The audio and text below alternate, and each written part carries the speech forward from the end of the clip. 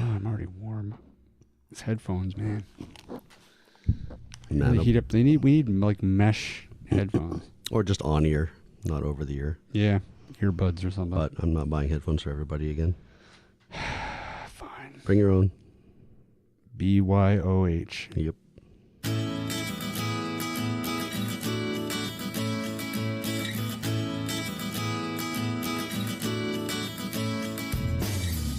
This is the AT Banter podcast, a balanced and entertaining look at assistive technology, accessibility, and its importance in people's lives.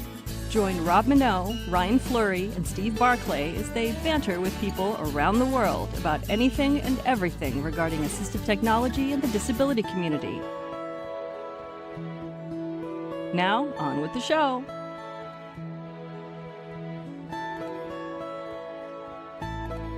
Hey, and welcome to yet another episode of AT Banter. Banter.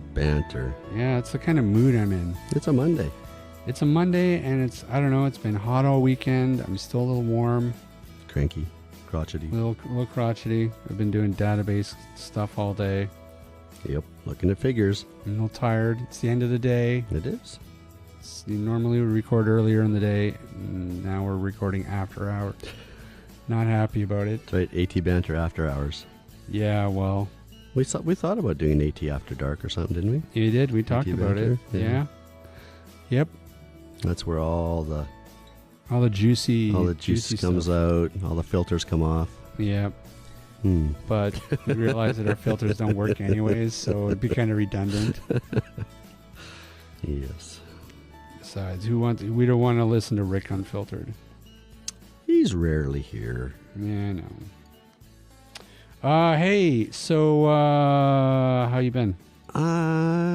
Good. Had a good weekend. The weather did cool down a little bit, so that was quite comfy for me anyway. Yeah, I can't believe August is almost half over. Yeah, I mean, the summer's really flown by. I can't believe August is half over. Yeah, schools are getting ready to go back. This is a time of year I used to get really depressed as a kid. Do you remember that? This is when all those back-to-school commercials would start to come on. And be like, what? Yeah, I've seen them already. Yep. Yep. But, that means for us, too. We're gearing up into our busy season as well. So bring it on. No more lazy days for us. Not sure how I feel about that. I like the odd lazy day. Yeah. Just to gather your thoughts. Yeah, AKA watch Netflix. It's too much to watch on Netflix. Where do you start? That's my problem now. Yeah, I know. I'm kind of the same way. I always, whenever I'm like looking through Netflix, it's always like I'm in a particular mood. Like I want to watch something. I don't know what it is, but I know what I don't want to watch. And so I just spend 25 minutes going through going, nah.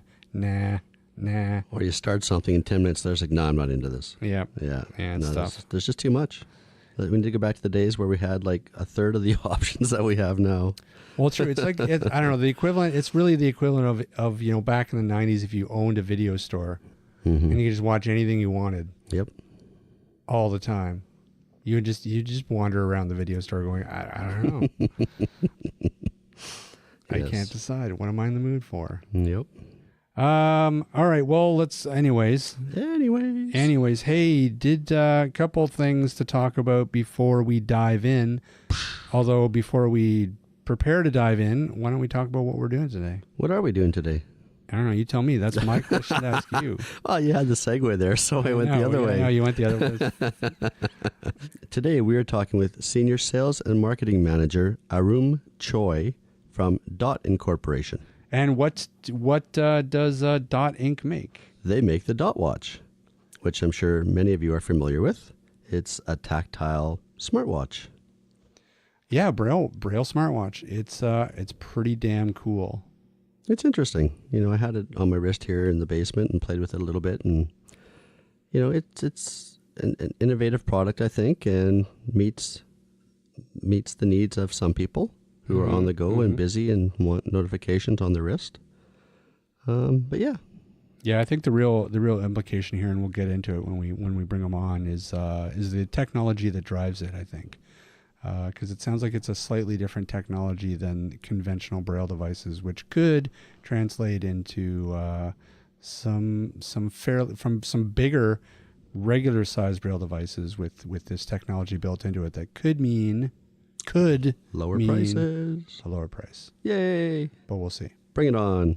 Anyway, so yeah, we'll get to there. You know what I saw in the news today, Ryan? What'd you see? I saw that Rice Krispies. The cereal? No, not the cereal. Sorry, Rice Krispie treats. Oh, okay. They sell them as pre-made treats now. Incidentally, I'm not. Like Rice Krispie squares.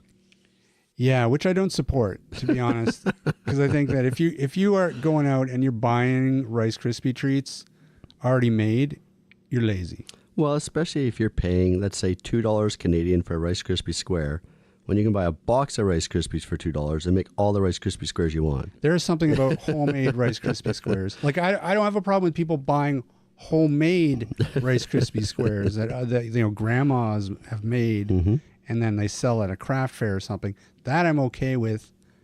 But I mean, come on. Really, is it that hard? As a 12-year-old, I could make Rice Krispie squares. Marshmallows, butter, Rice Krispies. Yeah, you Yep. melt them all up. It's not hard, people. So first of all, you shouldn't even be buying Rice Krispie squares pre-made. But if you are going to, this is pretty cool news. So I guess with these things, a big marketing thing that they were doing is they had notes, like sticky notes that you could sort of tear off and you could put on the packaging and you could write, do your homework or mom loves you or whatever, and stick it on the treat and put it in the kid's lunchbox. And that was, it's kind of cute. But now they've kind of gone this extra step where they have now included Braille stickers for visually impaired kids, which I have to say is pretty cool. So do you know where that's available? Is it just in the U.S. currently, or does the article say? No. I'm assuming. I don't know. Okay. It's good. Anytime anything, they take that extra step and think about accessibility and they think about Inclusion. It's always a good thing. So hats off to Kellogg's, the Rice Krispie people. But really, do you really need to be making pre-made Rice Krispie squares? I mean, that's my only question. Oh, Rob, next time you're in Starbucks, you're going to be caught eating a Rice Krispie square. And listen, if the people at Starbucks are making it and then selling it to me, I don't have a problem. I just have a problem with making it in a factory or something. Oh, I see. Somewhere somebody's making, I don't know, it can't be as good as nothing's a as good as homemade Rice Krispie square, let's be honest. That's right. And feel free to send us Rice Krispie squares if you're into making some, because we'll eat them. Oh, the lady down the street used to put chocolate chips in hers. Yeah. Oh, they're so good. Damn. Now Rob's hungry. Hey, do you remember also we were talking a few weeks ago about that guy that was working on developing sign language for the Amazon Echo? Yeah, I do. And we were like, yeah, man, one day they'll be making these, they'll be making these assistants with screens built in. Wow, we were behind the times because they've started to release these things already. Yeah. Google, I'm assuming that the Amazon Echo Show has a screen. That's right. I think Lenovo has just released one with a screen. That's right. And Google has just started shipping theirs as well. Does Google have one with a screen? They do now. Oh, okay. Yeah, they started shipping last month, at the end of last month. I know. I was looking at the Google Max today. It was like $499 Canadian. I was like, my goodness. Yeah. Anyway, yeah, that's crazy. But no, so these things are already here. No, so that's I think it'll only be a matter of time before sign language could be a built-in part of devices like that. Well, and you think of if the Google Home can do it, or Lenovo running, the Google Home or Google Assistant. Imagine if you had that device, let's say on your, your coffee table, and you Chromecast that to your TV. Now, let's say you're using a product like Ira or Be My Eyes or something. You could have a sign language interpreter Yeah. read back to you or speak back to you or sign back to you whatever it is that, you're trying to communicate. Yeah, it's true. The potential for a product like this is huge. Yeah. You could even go smaller with, an assistant on your phone or device. Even some of the new smartphones are 6 inches, 7 inches. They're getting bigger and bigger. Right. The Note 9s and stuff, they're probably big enough as well. Yeah. So, I mean, hopefully this is something that that the big boys are now looking at.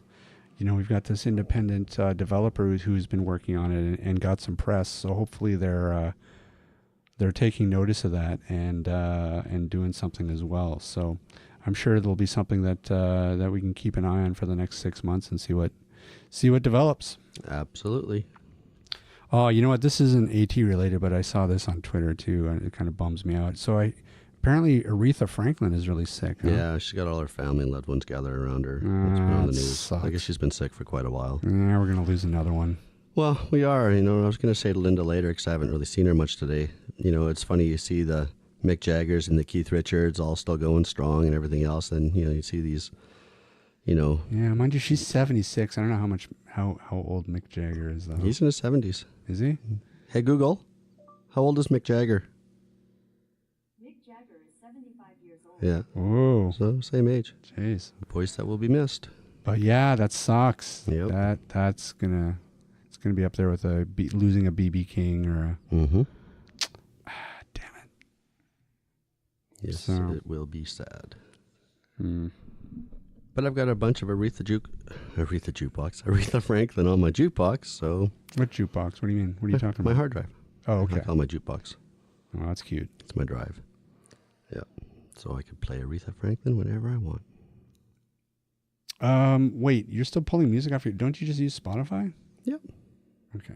Yep. So you use both. Yeah, I've still got, a bunch of music on my hard drive. Hmm. And sometimes I don't want to, listen to Spotify because I don't like what it's selecting.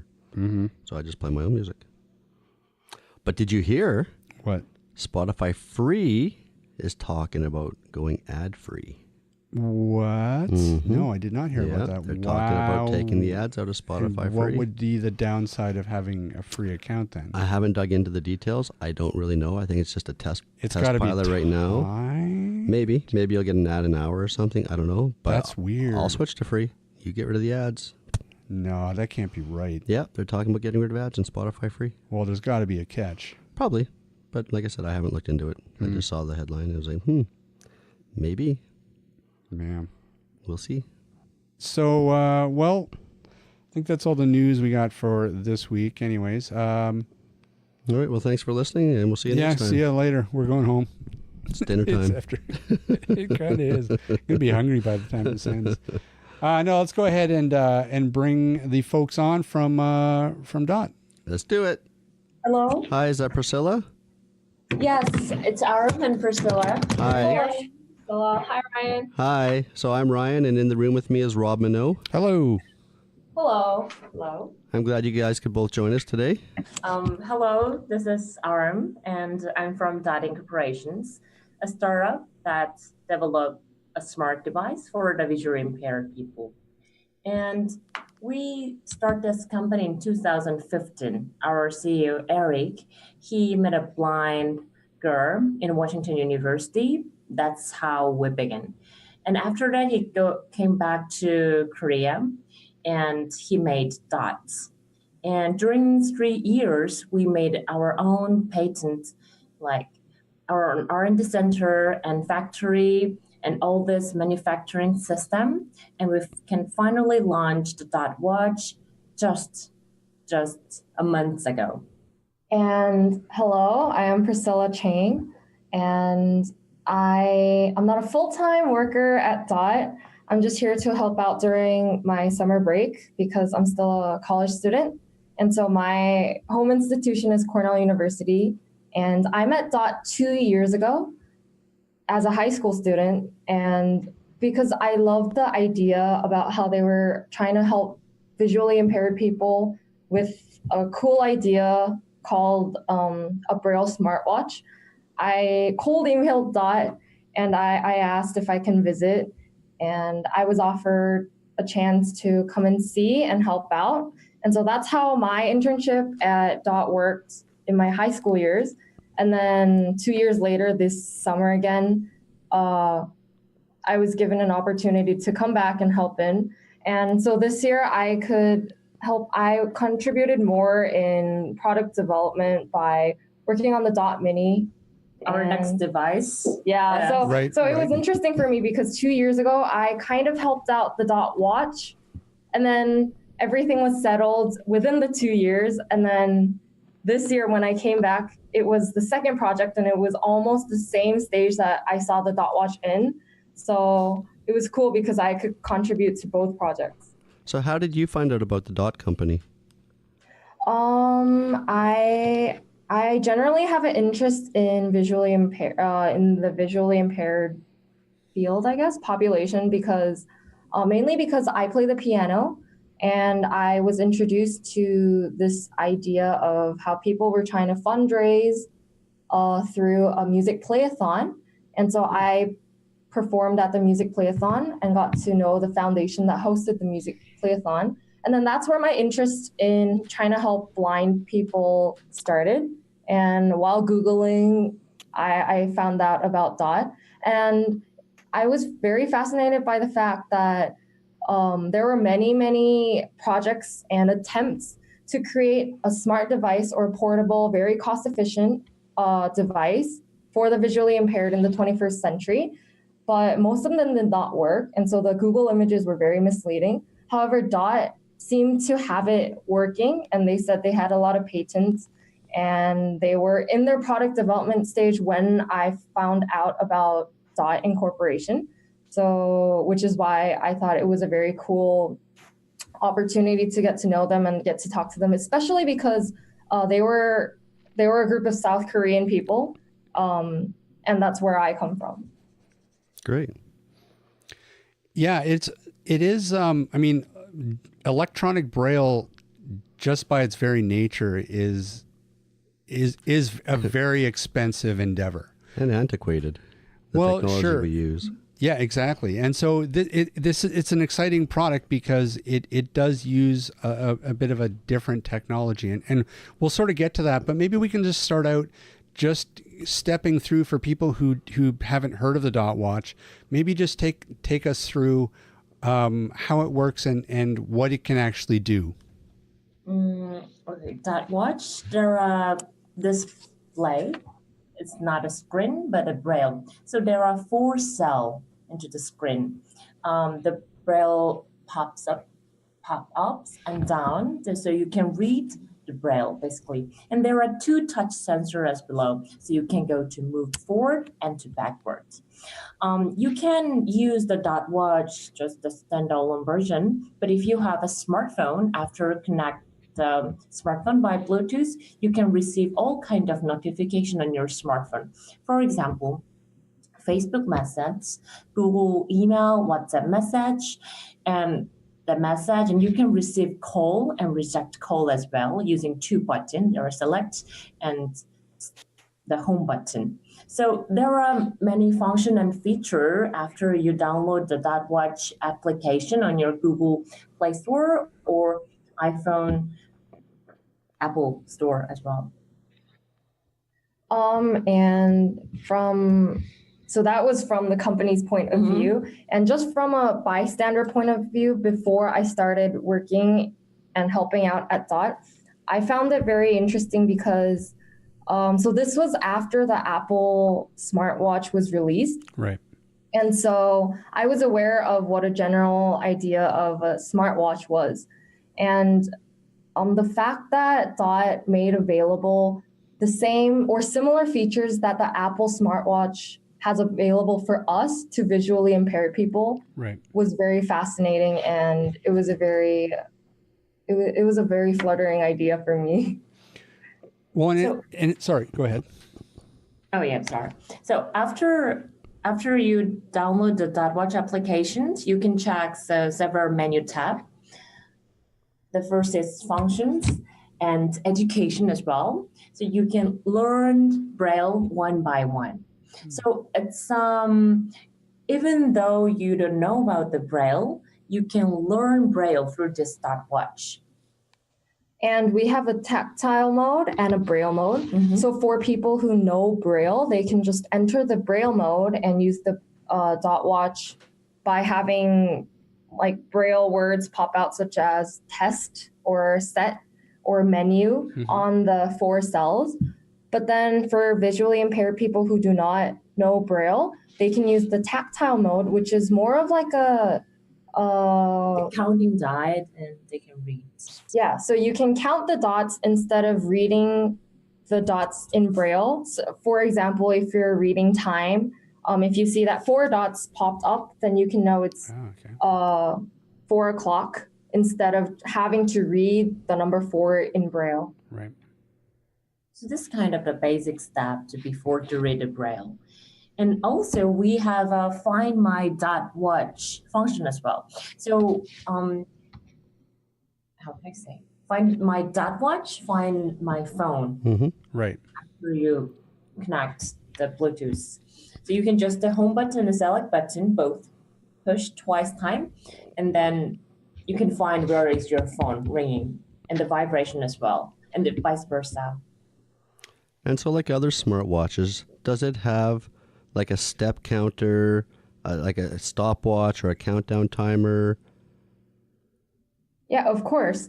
So if you pair your smartwatch, if you pair your dot watch to your dot app, then you can read memos as well if you have memos saved on your phone. And you can also set alarms, up to 10 alarms on your phone. And then depending on the time, your alarm will ring from your dot watch. And you can also set a stopwatch and the dot watch. Yeah, timer. You mentioned about the step, what Step counter? Step counter. No, we didn't. But we have gyro sensor in the dot watch. So we'll think about our next dot watch second versions. We'll think about it. Right.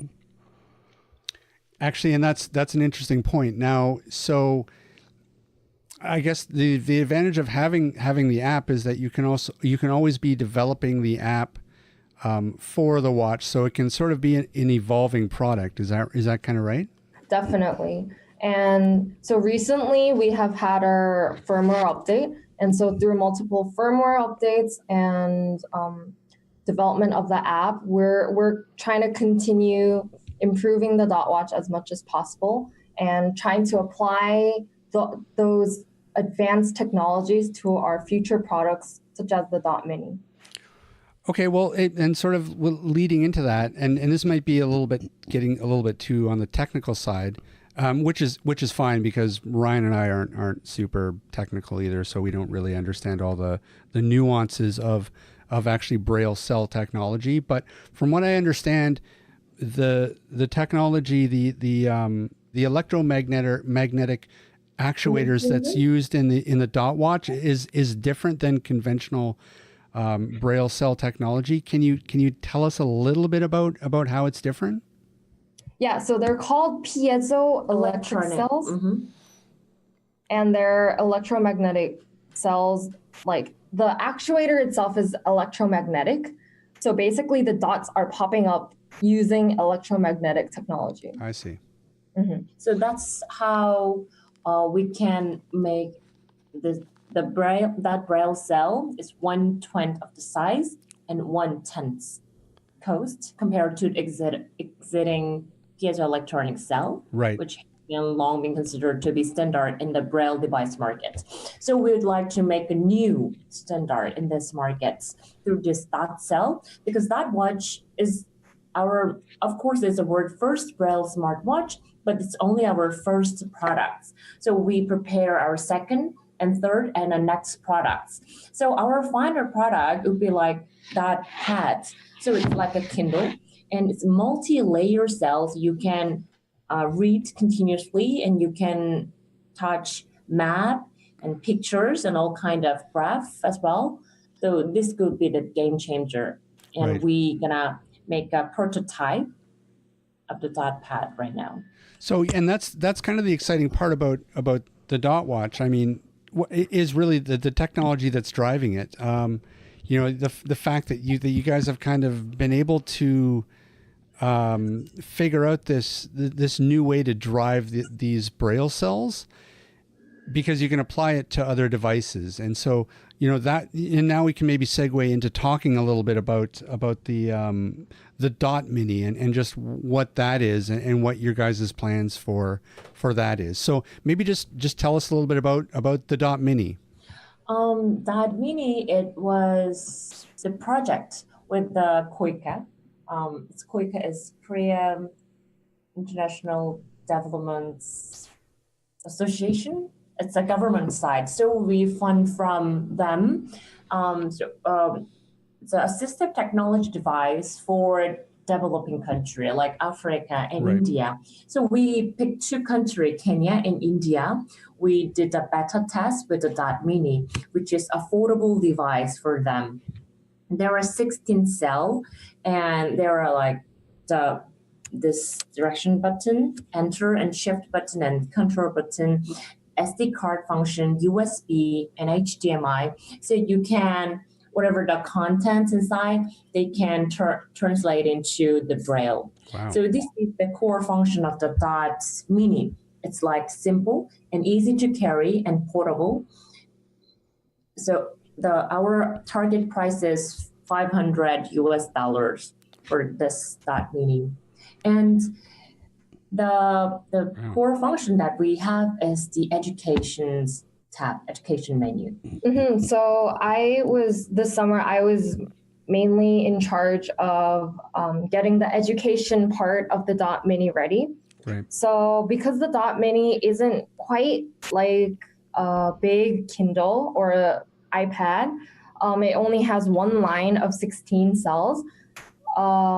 We were trying to get the developing countries, get children in the developing countries to learn Braille in an easy and very approachable way. And so our education tab starts from the numbers and alphabet. So we just kept in mind that, these people might not have had any knowledge or any education of Braille at all, but we were having the idea of we were hoping that people could learn Braille from scratch, to knowing all the contractions and knowing all the symbols and punctuations and everything that they needed to read textbooks or other books that they want to with the Dot Mini. We also have an ebook reader as well in the Dot Mini. So our education contents is mainly it's mainly based on audio lessons. And I was in charge of recording the audio lessons for the beta testing. And yeah, I think that's about it for our education. Yeah, Dot Mini will come out early next year. And after beta testing, we can sell. Finally. So what are some of the features, like you mentioned, like the USB, the HDMI, yes, and the e-reader? So I'm assuming it has some basic note-taking, and can it be used with screen readers like JAWS for Windows or anything like that as a Braille display? Unfortunately, there are no input keys. So it has up, down, left, right, control, enter for moving around in the menus and moving around different lessons or different lines. Right. And for the ebook reader, for example, you can highlight and bookmark sections, but unfortunately we do not have input buttons. Right. So you can't input messages or memos directly on the Dot Mini. But using the USB function, you can definitely save files and read files. And the USB function can also be used in the Braille education portion, because our education portion includes tests or quizzes for testing the knowledge of the students.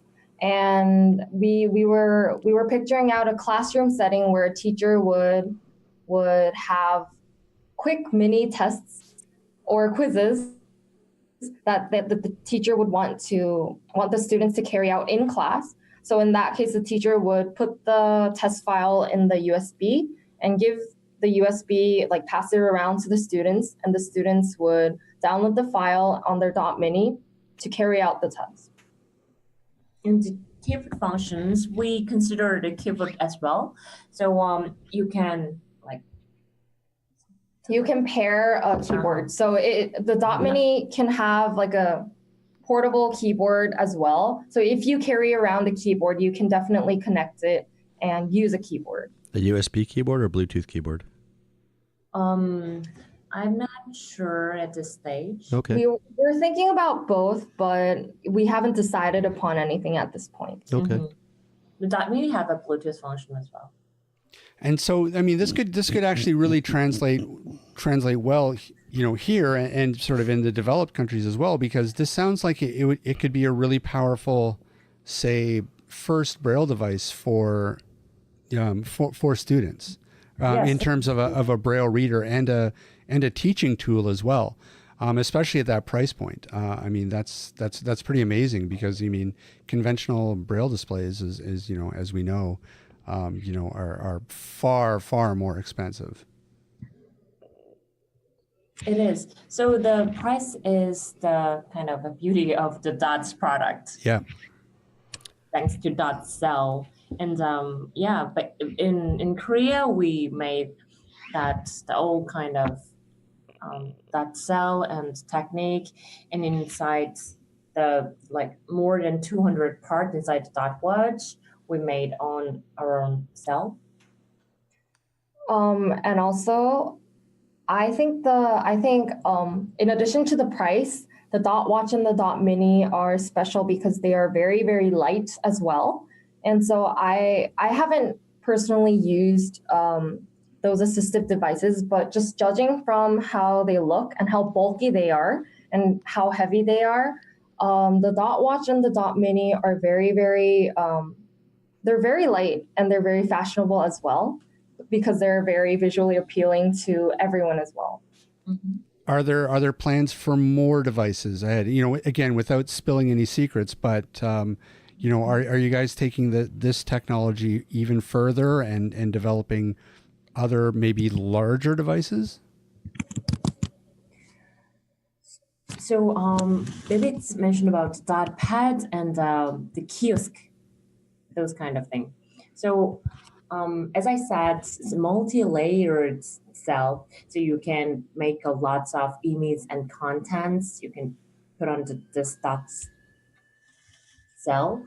And the kiosk as well, every time you go to museum or art gallery, there's kind of a tactile map. Right. But after you made that, you can change that map because that's expensive and it's hard to change some parts. So we'd like to make a live one. So this is called dot pad or dot kiosk dot public. Go to the metro or train stations. There's only sound alarming system, but no one can read those kind of information in real-time basis. So using the dot technology, we would like to make a dot public to read everywhere. Barrier free. That's brilliant. I mean, so there are a lot of applications to this particular technology that could really sort of revolutionize the idea of digital Braille. Yeah, so a project that Dot is also working on is barrier-free IoT. And so China recently, there was an article that China was trying to establish barrier-free transport systems by 2020. And so an idea that Dot had was developing a smart device for public transportation or public museums or infrastructure around big cities that has functions such as translating or sign language and Braille and of course advertisements. And so what this would help is not only visually impaired or hearing impaired or handicapped people, it would also help people who are visiting cities for the first time, because To be honest, it's hard for people to manipulate and maneuver around new cities and countries that they're visiting for the first time. So if these barrier-free smart devices also include translating methods or translating software, then I think it would not only help the handicapped population, but also the visiting and traveling population. Right. No, that's, you know what, this is awesome, and it's very well timed. I mean, we've been saying here on the show for years now, and you know, we've worked in the assistive technology industry for years, and you know, the time has been ripe for a long time for a new way of doing Braille, that would allow the price to drop to make these devices affordable for people who need them. You know, that's quite often the problem with things like Braille displays and Braille note takers, is that I mean, they're so expensive for people. So it's great to see companies that like yours that are working on trying to bring in some of this new technology that's going to drop the price. But it's just only the tip of iceberg, right? It's a long way to go. Dot Cell is the backbone of the complete dot product portfolio. Dot Watch is first, Mini is second, and Pad, Kiosk, Dot Public, etc. Before, multi-layer display was impossible due to the size of the actuator. With the current device, only a single line display. It was difficult to show certain information, such as like 245 plus 247, which would be one line format rather than showing the written equation in a low by low format. Also, basic shapes such as circle, rectangle, square, and those kind of image and map cannot be displayed with one line refreshable Braille display. However, is showing shape with the multi-layer display is just we can see, we can feel that the all kind of shape, and there are endless possibility the usage for this technology. So that watch is first, but you can expect more on that. So from the sounds of it, what I'm gathering is that like in a conventional Braille display, basically it's a cell of six raised pins. I guess from what I'm gathering, the thing that about this multi-layered is that it can go beyond that. It can produce Braille, but it can also produce like tactile graphics. Right. You'll have height depths, dot heights, right. Different dot heights. Yeah. So the idea of tactile graphics is what we were trying to get through the tactile mode for the Braille dot watch as well. So and we're trying to develop that into a bigger project and a bigger stage by having 6 lines of 6 cells, 6 dots across the screen for the dot pad, so that it can, if some cells are placed down and some cells are raised, and if that can show a tactile map or a tactile graphic of shapes such as what Aram said, like circles, rectangles, hearts, and more, then I think it would be a really cool play tool as well. Not only like a very educational or very practical device, but it can be just a fun device to play around with as well. Absolutely. I mean, I see huge potential for you guys. Absolutely. Thank you. Oh, and I just wanted to add one thing as well. Sure. Yeah. So Aram was talking about the kiosk, and that just rung a bell in my head. So one cool thing that we also did was we sent the kiosk to the Pyeongchang Olympics in 2018. I don't know if you were catching up with the sports going on in the Olympics. Yep. But this year, the Winter Olympics were held in Pyeongchang, which is in South Korea. And so we carried out a project with the Olympic Foundation organization by sending them some of our kiosks for the Paralympics. And I think that was one of our first steps to trying out how the dot technology can be used in public situations as well. Well, it's definitely a great way to get a whole bunch of beta testers getting their hands on the device and getting feedback from them that would be very valuable going forward. Yeah, it doesn't get any bigger than the Olympics. Yeah.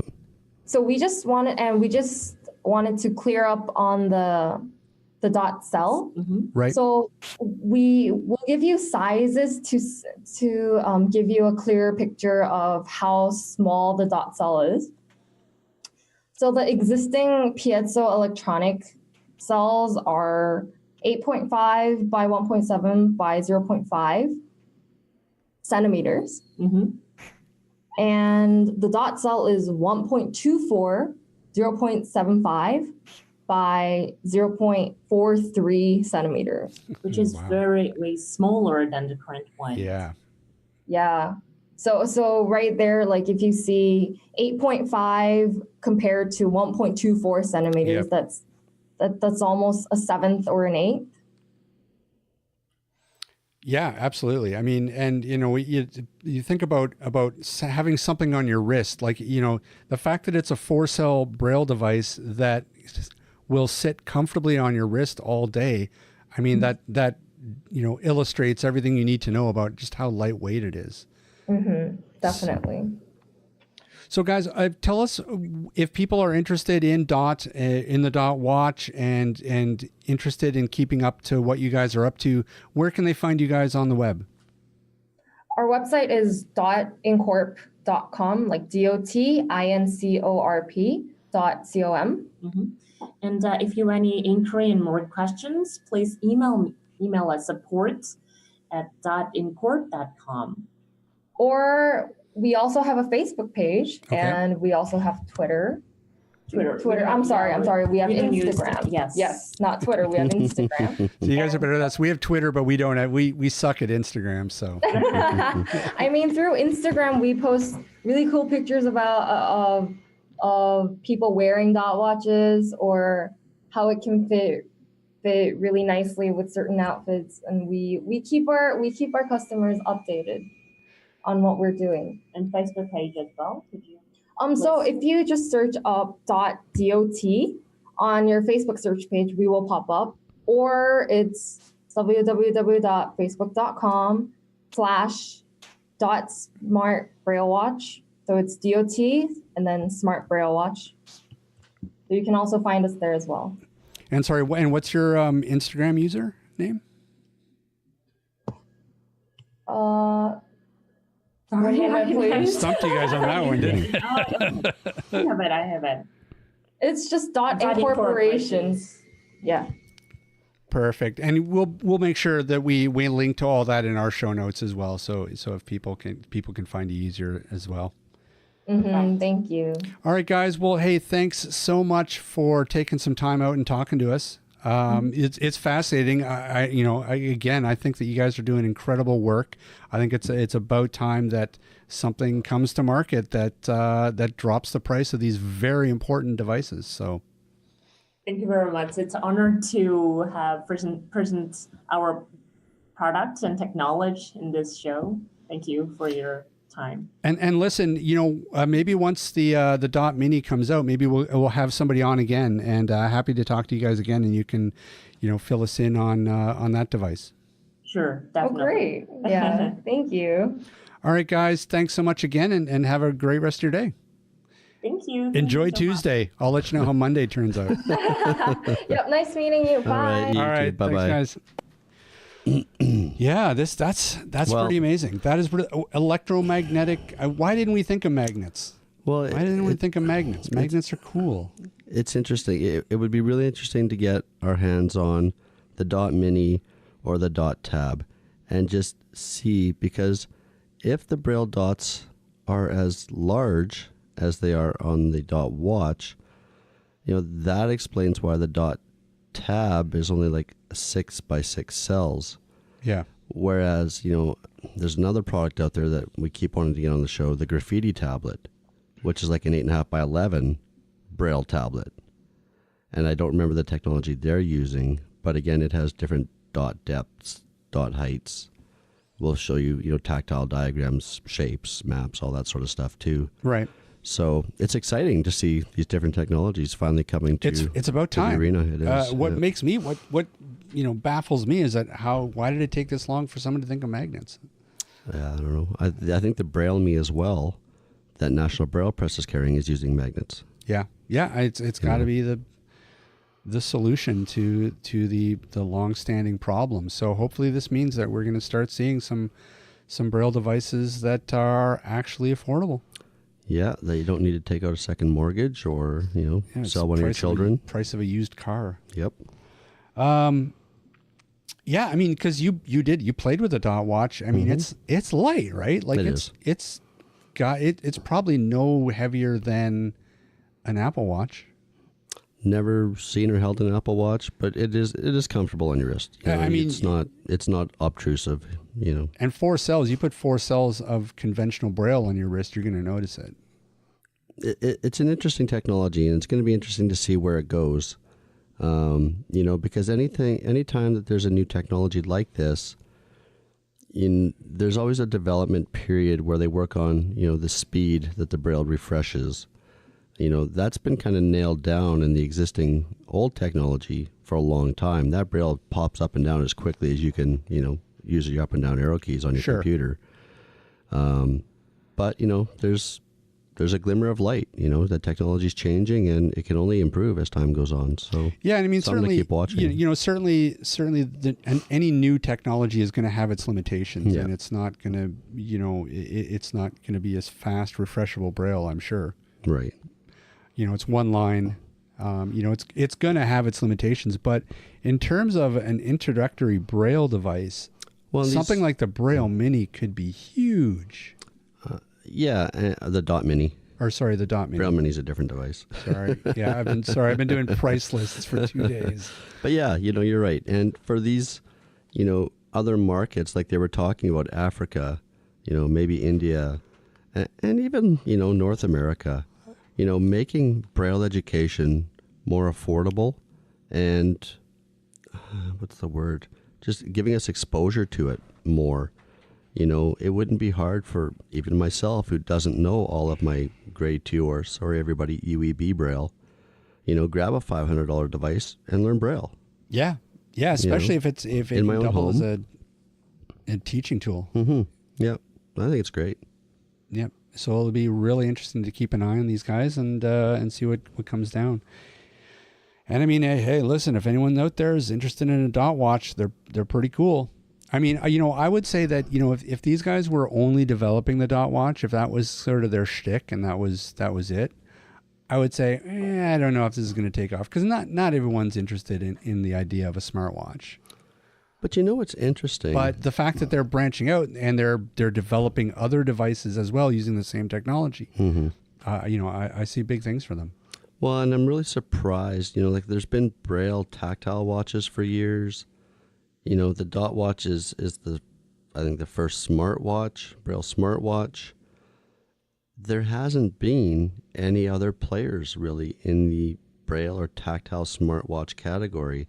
All the smartwatches have been, either standalone running, Android or the Apple Watch, or having to pair with your phone and just running off the apps on your phone. So we could be, on the verge of a new technological breakthrough on, Braille smart technology. Let's hope so. Fingers crossed. We'll see. All right, I'm hungry. I got to get out of here. All right, get out of here. All right. Hey, Ryan. Rob. Where can people find us? They can find us online at www.atbanter.com. They can also find us on Facebook and Twitter. And they can drop us a line if they desire at atbanterpodcast@gmail.com, because we're lonely. Yeah, that's been pretty quiet in the inbox. Actually, no. Everyone's on vacation. We got an email from a listener. Oh, no, did we? Damn it, I totally forgot to respond to him today, and I totally meant to. Oh. Yes, we got an email from a listener. Was it a nice email? Yes, it was. Oh. Oh, well. Man. We'll get to it next week. Okie dokie. We'll read it on air, especially if it was nice. Excellent. What about Canadian Assistive Technology? Tell us a little bit about that, Ryan. Well, for all your assistive technology needs, you can reach out to Canadian Assistive Technology at www.canasstech.com. That's CANASSTECH.com. Or for Chaos Technical Services for your repair needs, they can find him at www.chaostechnicalservices.com. Excellent. See, I'd have got that wrong. It's too long. It needs to be chaostech.com. I told him that, but he didn't listen to me. Yeah. You can't chaostech.com. Can't tell a guy from Newfoundland anything. Too much screech. All right, that is going to do it for us this week. Thanks everybody for listening in. We'll see everybody. Was that your stomach? It was some body noise. Maybe it was my stomach. Man, we do got to get out of here. We got to go eat. All right, everybody. Thanks for listening. We'll see everybody next week. This podcast has been brought to you by Canadian Assistive Technology, providing low vision and blindness solutions across Canada. Find us online at www.canasstech.com. That's CANASSTECH.com. Or call us toll-free at 1-844-795-8324. For all your assistive technology servicing needs, call Chaos Technical Services at 778-847-6840 or find them online at chaostechnicalservices.com. Music provided by bensound.com. Whoa, look at that. Master of the one take.